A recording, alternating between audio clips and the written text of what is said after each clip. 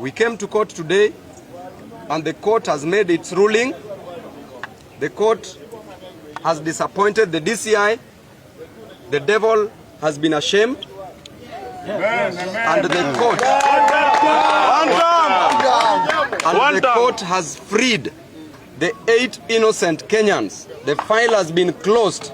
No charge should be pressed against them. Those are the instructions of the court. We've spoken clearly on specific articles of the Constitution. Article 49(1)(a) on a right to bail, which should be granted. Article 52(a) on the doctrine of innocence till the contrary is proved. Article 29 on the right to liberty.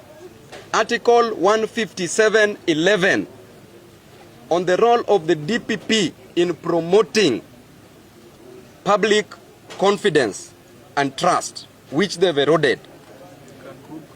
Article 52 on a right to fair trial.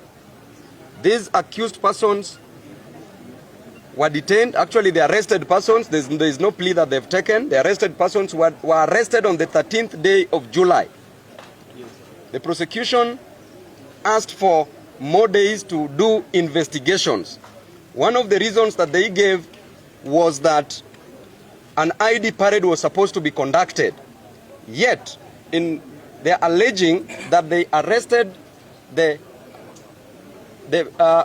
arrested persons. They arrested the innocent Kenyans with an allegation that they were found red-handed with pangas, rungus, stones, and asere.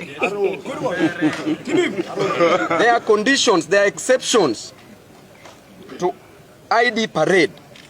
And the first exception is if somebody is arrested in flagrante delicto.